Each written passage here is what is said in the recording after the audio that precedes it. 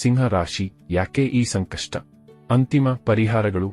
ಎಲ್ಲರಿಗೂ ನಮಸ್ಕಾರ. ನಮ್ಮ ಚಾನೆಲ್ಗೆ ನಿಮ್ಮೆಲ್ಲರಿಗೂ ಪ್ರೀತಿಯ ಸ್ವಾಗತ. ನನ್ನ ಸಿಂಹ ರಾಶಿಯ ಆತ್ಮೀಯ ಬಂಧುಗಳೇ, ನೀವೆಲ್ಲರೂ ಹೇಗಿದ್ದೀರಾ? ಇವತ್ತಿನ ಈ ವಿಶೇಷ ವಿಡಿಯೋ ಕೇವಲ ಒಂದು ರಾಶಿ ಭವಿಷ್ಯವಲ್ಲ, ಇದು ನಿಮ್ಮ ಜೀವನದ ಸತ್ಯದರ್ಶನ.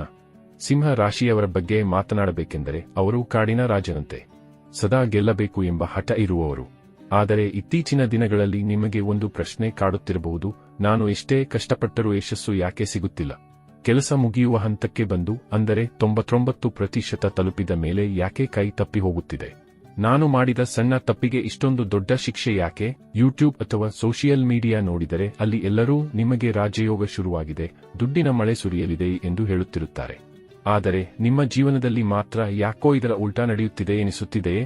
ಹಾಗಿದ್ದರೆ ಜ್ಯೋತಿಷ್ಯ ಸುಳ್ಳ ಅಥವಾ ನಿಮ್ಮ ಹಣೆಬರಹ ಕೆಟ್ಟದ್ದಾ?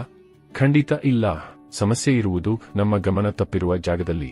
ಇವತ್ತಿನ ಈ ಚರ್ಚೆಯಲ್ಲಿ ನಾವು 5 ಮುಖ್ಯ ವಿಷಯಗಳನ್ನು ವಿಶ್ಲೇಷಣೆ ಮಾಡೋಣ. ಈ ವಿಡಿಯೋ ಮುಗಿಯುವ ಹೊತ್ತಿಗೆ ನಿಮ್ಮ ಸಮಸ್ಯೆಗಳಿಗೆ ನಿಖರವಾದ ಪರಿಹಾರ ಸಿಗಲಿದೆ ಎಂಬ ಭರವಸೆ ನನಗಿದೆ. ನಿಮ್ಮ ಜೀವನದಲ್ಲಿಯೂ ಏನಾದರೂ ಸಮಸ್ಯೆಗಳು ಬಾಧಿಸುತ್ತಲಿದ್ದರೆ ಈ ಕೂಡಲೇ ಸ್ಕ್ರೀನ್ ಮೇಲೆ ಕಾಣ್ತಿರುವ ನಮ್ಮ ಗುರೂಜಿ ನಂಬರಿಗೆ ಕರೆ ಮಾಡಿ ಶೀಘ್ರವೇ ಶಾಶ್ವತ ಪರಿಹಾರ ಕಂಡುಕೊಳ್ಳಿ. 7ನೇ ಮನೆಯಲ್ಲಿ ರಾಹು, ದಾಂಪತ್ಯ ಮತ್ತು ವೃತ್ತಿಯ ಅಡೆತಡೆಗಳು. ಸಿಂಹ ರಾಶಿಯವರೇ, ಈಗ ನಿಮ್ಮ ಜಾತಕದ 7ನೇ ಮನೆಯಲ್ಲಿ ರಾಹು ಕುಳಿತಿದ್ದಾನೆ. ರಾಹು ಎಂದರೆ ಅದು ಹೊಗೆ ಇದ್ದ ಜಾಗದಲ್ಲಿ ನಮಗೆ ಏನೂ ಸ್ಪಷ್ಟವಾಗಿ ಕಾಣಿಸುವುದಿಲ್ಲ. ಭಯ ಮತ್ತು ಭ್ರಮೆ. ರಾಹು ನಿಮ್ಮಲ್ಲಿ ಅಜ್ಞಾತ ಭಯವನ್ನು ಹುಟ್ಟಿಸುತ್ತಾನೆ. ಕೆಲಸ ಸರಿಯಾಗಿಯೇ ಇರುತ್ತದೆ, ಆದರೂ ನಷ್ಟ ಆಗುತ್ತೇನೋ ಎಂಬ ಇನ್ಸೆಕ್ಯೂರಿಟಿ ನಿಮ್ಮನ್ನು ಕಾಡುತ್ತದೆ. ದಾಂಪತ್ಯದಲ್ಲಿ ಕಲಹ. 7ನೇ ಮನೆ ದಾಂಪತ್ಯವನ್ನು ಸೂಚಿಸುತ್ತದೆ. ಇಲ್ಲಿ ರಾಹು ಇರುವುದರಿಂದ ಸಂಗಾತಿಯ ಜೊತೆ ಸಣ್ಣ ವಿಷಯಕ್ಕೆ ಅನಗತ್ಯ ಜಗಳ ಆಗಬಹುದು. ಇದು ರಾಹುವಿನ ಪ್ರಭಾವವೇ ಹೊರತು ನಿಮ್ಮವರ ತಪ್ಪಲ್ಲ. ಸಂಚು ಅಥವಾ ಷಡ್ಯಂತ್ರ. ನಿಮ್ಮ ಯಶಸ್ಸನ್ನು ತಡೆಯಲು ಯಾರೋ ಮುಖವಾಡ ಧರಿಸಿದವರು ಸಂಚು ರೂಪಿಸುತ್ತಿರಬಹುದು. ಅವರು ನಿಮ್ಮ ಹಿತೈಷಿಗಳಂತೆ ನಟಿಸಿ ನಿಮ್ಮನ್ನು ಹಿಂದಕ್ಕೆ ಎಳೆಯುತ್ತಿರಬಹುದು. ಸರಳ ಪರಿಹಾರ. ರಾಹುವನ್ನು ಸರಿಪಡಿಸಿಕೊಳ್ಳಲು ಒಂದು ಸುಲಭ ಉಪಾಯವಿದೆ. ನಿಮ್ಮ ಮನೆಯ ನೈಋತ್ಯ ದಿಕ್ಕಿನಲ್ಲಿ ಪ್ರತಿದಿನ ಸಂಜೆ ಸುಗಂಧಭರಿತವಾದ ಧೂಪ ಅಥವಾ ಅಗರಬತ್ತಿಯನ್ನು ಹಚ್ಚಿ. ರಾಹು ಹೊಗೆಯ ರೂಪದವನು. ಯಾವಾಗ ನೀವು ಸುಗಂಧಭರಿತ ಧೂಪದ ಹೊಗೆಯನ್ನು ಅಲ್ಲಿ ಹರಡುತ್ತೀರೋ ಆಗ ಅಲ್ಲಿನ ನಕಾರಾತ್ಮಕ ಶಕ್ತಿ ದೂರವಾಗಿ ಧನಾತ್ಮಕ ಬದಲಾವಣೆ ಕಾಣುತ್ತೀರಿ. ನಿಮ್ಮ ರಾಶಿಯಲ್ಲೇ ಕೇತು, ಸನ್ಯಾಸಿ ಭಾವ ಮತ್ತು ಅಂತರ. ಇನ್ನು 2ನೇದಾಗಿ ನಿಮ್ಮ ರಾಶಿಯಲ್ಲೇ ಅಂದರೆ ಲಗ್ನದಲ್ಲೇ ಕೇತು ಸಂಚರಿಸುತ್ತಿದ್ದಾನೆ. ಇದು ಮೇ 2025 ರಿಂದ ಆರಂಭವಾಗಿದ್ದು ಡಿಸೆಂಬರ್ 5, 2026ರವರೆಗೆ ಇರಲಿದೆ. ಕೇತು ಅಂದರೆ ಅದು ಕತ್ತರಿಸುವ ಶಕ್ತಿ. ಇದು ನಿಮ್ಮನ್ನು ಜನರ ಗುಂಪಿನಿಂದ ದೂರ ಮಾಡಬಹುದು. ನಿಮಗೆ ನನಗೆ ಯಾರೂ ಬೇಡ, ನಾನೊಬ್ಬನೇ ಇರಬೇಕು ಎಂಬ ಸನ್ಯಾಸಿ ಭಾವ ಬರಬಹುದು. ಕೇತುವಿಗೆ ತಲೆ ಇಲ್ಲ, ಆದ್ದರಿಂದ ಅವನು ಹೃದಯದಿಂದ ಯೋಚಿಸುತ್ತಾನೆ.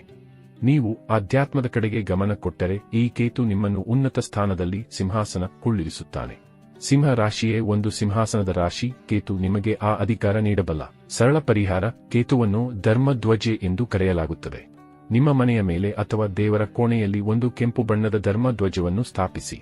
ಇದರಿಂದ ಕೇತುವಿನ ನಕಾರಾತ್ಮಕ ಪ್ರಭಾವ ಕಡಿಮೆಯಾಗುತ್ತದೆ. 8ನೇ ಮನೆಯಲ್ಲಿ ಶನಿ, ಪರೀಕ್ಷೆಯ ಕಾಲ. ಈಗ ಎಲ್ಲರಿಗಿಂತ ಮುಖ್ಯವಾಗಿ ಶನಿ ದೇವನ ಬಗ್ಗೆ ಮಾತನಾಡೋಣ. ಸಿಂಹ ರಾಶಿಯವರಿಗೆ ಈಗ ಅಷ್ಟಮ ಶನಿಯ ಪ್ರಭಾವ ನಡೆಯುತ್ತಿದೆ. ಮಾರ್ಚ್ 2025 ರಿಂದ ಜೂನ್ 2027ರವರೆಗೆ ಈ ಪ್ರಭಾವ ಇರಲಿದೆ. ಅಷ್ಟಮ ಶನಿ ಎಂದರೆ ಬದಲಾವಣೆಯ ಕಾಲ. ಶನಿ ದೇವನು ಜಸ್ಟಿಸ್, ನ್ಯಾಯಾಧೀಶ. ಅವನು ಯಾವುದೇ ಕೆಲಸವನ್ನು ತಕ್ಷಣ ಮಾಡುವುದಿಲ್ಲ. ಅವನು ಪ್ಯಾಸೆಂಜರ್ ಟ್ರೈನ್ ಇದ್ದಂತೆ, ಬಹಳ ನಿಧಾನ. ನಿಮ್ಮ ಜೀವನದಲ್ಲಿ ಈಗ ನಡೆಯುತ್ತಿರುವ ವಿಳಂಬಗಳು ಶನಿಯ ಪರೀಕ್ಷೆಯಾಗಿದೆ. ನೀವು ಸರಿಯಾದ ಹಾದಿಯಲ್ಲಿದ್ದರೆ ಇದೇ ಶನಿ ನಿಮ್ಮನ್ನು ಚಿನ್ನವಾಗಿ ಬದಲಾಯಿಸುತ್ತಾನೆ. ಸರಳ ಪರಿಹಾರ. ಶನಿ ಎಂದರೆ ಸೇವೆ. ನೀವು ಶನಿ ದೇವರನ್ನು ಪ್ರಸನ್ನಗೊಳಿಸಲು ಯಾವುದೇ ದೊಡ್ಡ ಪೂಜೆ ಮಾಡುವ ಅಗತ್ಯವಿಲ್ಲ. ಬದಲಿಗೆ ಸೇವಕ ವರ್ಗದವರಿಗೆ ಅಥವಾ ಬಡವರಿಗೆ ಸಹಾಯ ಮಾಡಿ. ನಿಮ್ಮಲ್ಲಿ ಸೇವೆಯ ಭಾವನೆ ಬಂದಾಗ ಶನಿ ದೇವನು ಪ್ರಸನ್ನನಾಗುತ್ತಾನೆ. ಶನಿ ನಿಮ್ಮನ್ನು 10 ಬಾರಿ ಪರೀಕ್ಷಿಸಬಹುದು, ಆದರೆ ನೀವು ಪ್ರಾಮಾಣಿಕರಾಗಿದ್ದರೆ ಗೆಲುವು ನಿಮ್ಮದೇ. 12ನೇ ಮನೆಯಲ್ಲಿ ಗುರು, ಮಹಾ ಬದಲಾವಣೆ. ಜೂನ್ 2 ರಿಂದ ದೇವಗುರು ಬೃಹಸ್ಪತಿಯು ನಿಮ್ಮ ರಾಶಿಯ 12ನೇ ಮನೆಗೆ ಬಂದಿದ್ದಾನೆ. ಶನಿ ಪರೀಕ್ಷೆ ಕೊಟ್ಟರೆ ಗುರು ಪರಿಹಾರ ನೀಡುತ್ತಾನೆ. ಗುರು ಇರುವಲ್ಲಿ ಎಲ್ಲದಕ್ಕೂ ಪರಿಹಾರವಿರುತ್ತದೆ. 12ನೇ ಮನೆ ಎಂದರೆ ಅದು ದಾನ ಮತ್ತು ಧ್ಯಾನದ ಸ್ಥಾನ. ಈ ಸಮಯದಲ್ಲಿ ನಿಮ್ಮ ಜೀವನದಲ್ಲಿ ದೊಡ್ಡ ಬದಲಾವಣೆಗಳು ಉಂಟಾಗುತ್ತವೆ. ಇಲ್ಲಿ ನೀವು ಸ್ವಲ್ಪವೇ ಪ್ರಯತ್ನಿಸಿದರೂ ಕಷ್ಟಕರ ಕೆಲಸಗಳು ಸರಾಗಗೊಳ್ಳಬಹುದಾಗಿವೆ.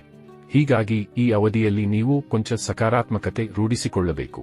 ಇಲ್ಲಿ ಯೋಜನಾಬದ್ಧ ರೀತಿಯಲ್ಲಿ ಮುನ್ನಡೆದರೆ ಖಂಡಿತ ಯಶಸ್ಸು ಸಿಗುವ ಯೋಗವಿರಲಿದೆ. ಸರಳ ಪರಿಹಾರ. ದಾನ. ಆಸ್ಪತ್ರೆಗಳಲ್ಲಿ ಕಷ್ಟಪಡುತ್ತಿರುವ ರೋಗಿಗಳಿಗೆ ಅಥವಾ ಅಲ್ಲಿ ಕೆಲಸ ಮಾಡುವವರಿಗೆ ಏನನ್ನಾದರೂ ದಾನ ಮಾಡಿ. ಔಷಧಿ, ಆಹಾರ ಇತ್ಯಾದಿ. ಧ್ಯಾನ. ಪ್ರತಿದಿನ ಕನಿಷ್ಠ 5 ನಿಮಿಷಗಳ ಕಾಲ ಏಕಾಂತವಾಗಿ ಕುಳಿತು ದೇವರನ್ನು ಧ್ಯಾನಿಸಿ. ಇದರಿಂದ ನಿಮ್ಮ ಮಾನಸಿಕ ಒತ್ತಡ ಕಡಿಮೆಯಾಗುತ್ತದೆ. ವೈಯಕ್ತಿಕ ಕುಂಡಲಿಯ ಮಹತ್ವ ಮತ್ತು ಸಮಾರೋಪ. ಬಂಧುಗಳೇ, ಈ ಮೇಲೆ ಹೇಳಿದುದೆಲ್ಲವೂ ಗ್ರಹಗಳ ಗೋಚಾರ ಫಲ. ಆದರೆ ನಿಮ್ಮ ವೈಯಕ್ತಿಕ ಜನ್ಮ ಕುಂಡಲಿ ಬಹಳ ಮುಖ್ಯ. ನಿಮ್ಮ ಜನ್ಮ ಸಮಯದಲ್ಲಿ ಗ್ರಹಗಳು ಎಲ್ಲಿದ್ದವು ಮತ್ತು ಈಗ ನಿಮಗೆ ಯಾವ ಮಹಾದಶೆ ನಡೆಯುತ್ತಿದೆ ಎನ್ನುವುದರ ಮೇಲೆ ಫಲಿತಾಂಶಗಳು ಬದಲಾಗುತ್ತವೆ. ಯಾವುದೇ ರತ್ನಗಳನ್ನು ಧರಿಸುವ ಮೊದಲು ಅಥವಾ ದೊಡ್ಡ ನಿರ್ಧಾರ ತೆಗೆದುಕೊಳ್ಳುವ ಮೊದಲು ಒಮ್ಮೆ ನುರಿತ ಜ್ಯೋತಿಷಿಗಳಿಂದ ನಿಮ್ಮ ಕುಂಡಲಿಯನ್ನು ವಿಶ್ಲೇಷಣೆ ಮಾಡಿಸಿಕೊಳ್ಳಿ. ಇದು ನಿಮ್ಮ ಜೀವನದ ದಾರಿಯನ್ನು ಸುಗಮಗೊಳಿಸುತ್ತದೆ. ನಾವು ಯಾರನ್ನೂ ನಂಬಿ ಎಂದು ಹೇಳುವುದಿಲ್ಲ, ಆದರೆ ನಿಮ್ಮ ವಿವೇಚನೆಯಿಂದ ಜ್ಯೋತಿಷ್ಯವನ್ನು ಒಂದು ಮಾರ್ಗದರ್ಶಿಯಾಗಿ ಬಳಸಿ. ಸಿಂಹ ರಾಶಿಯ ಬಂಧುಗಳೇ, ನಿಮಗೆ ಈ ಮಾಹಿತಿ ಇಷ್ಟವಾಗಿದ್ದರೆ ವಿಡಿಯೋವನ್ನು ಲೈಕ್ ಮಾಡಿ, ನಿಮ್ಮವರೊಂದಿಗೆ ಹಂಚಿಕೊಳ್ಳಿ ಮತ್ತು ಚಾನಲ್ ಸಬ್ಸ್ಕ್ರೈಬ್ ಮಾಡಲು ಮರೆಯಬೇಡಿ. ನಿಮ್ಮೆಲ್ಲರ ದಿನ ಮಂಗಳಮಯವಾಗಿರಲಿ. ಜೈ ಶ್ರೀರಾಮ್.